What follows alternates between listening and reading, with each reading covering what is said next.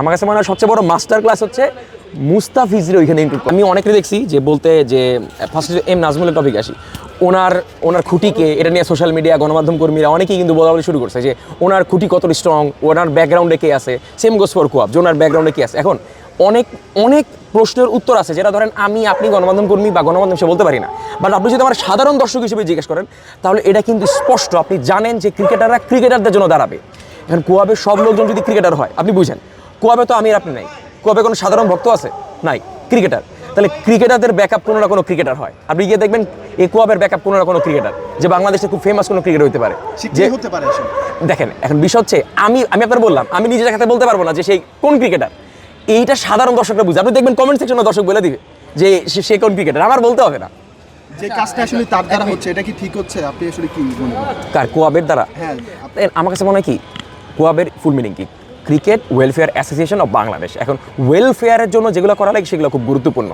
তারা যদি ওই কাজগুলো করে, যেমন দেখেন এম নাজমুলের কোন সমালোচনাটা আমি ভালো ধরতাম, কোয়াব যদি এইভাবে আসতো যে আপনার দায়িত্ব হচ্ছে ফাইন্যান্স ডিপার্টমেন্ট, তাই তো আপনি ফাইন্যান্স ডিপার্টমেন্টে এই ত্রুটি করছেন, আপনার এই জায়গায় টাকা বরাদ্দ করা দরকার ছিল, তখন আমি থামস আপ দিতাম যে হ্যাঁ এটা ভালো টপিক। মানে ধরেন আপনাকে আমি একটা প্রোগ্রামে দায়িত্ব দিয়েছি কেটারিংয়ের, মানে রান্না মানে ঠিক আছে কিনা দায়িত্ব আপনার। আর আপনারা যদি আমি বলি টিকিটের সেলে সমস্যা হয়েছে, তাহলে তো আপনার হইলো না। আপনারা দায়িত্ব দিচ্ছি রান্না বান্না, খাওয়ান দাওন ঠিক আছে কিনা আপনি বাড়িটা দেখবেন।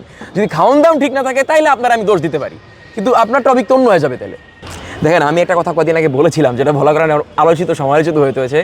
দিন শেষে আমাদের দেশে ক্রিকেটারদের আইডলজিতে রাখা যাবে না। আপনার প্রশ্নের উত্তর আমি বড় করে দিই। আমাদের দেশে ক্রিকেটাররা, আমরা ধরেন একটা সময় যে ছোটো ছিল সে হয়তো বড়, মানে ওই তার চাইল্ডহুডের মধ্যে সে সাকিব আল হাসানকে খুব বড় অ্যাডমায়ার করতো, কেউ মাশরাফি বিন মুর্তজার অ্যাডমায়ার করতো। বাট দেখা যায় একটা সার্টেন টাইমে যাওয়ার পরে দেশের সার্বভৌমত্ব অন্য কোনো ইস্যুতে দেখা যায় আমরা যে অপিনিয়ন তাদের কাছে এক্সপেক্ট করি তারা দেয় না। এই বিষয়ে আমি আগেও বলেছি। এখন ওই যে সব দিন শেষে সবে আসলে নিজের অ্যাডভান্টেজ নিয়ে খুঁজে।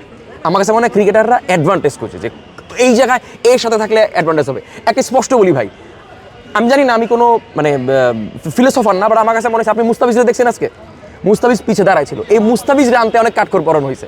এটা আমার প্রেডিকশন, আমি কিন্তু স্টেটমেন্ট দিচ্ছি না।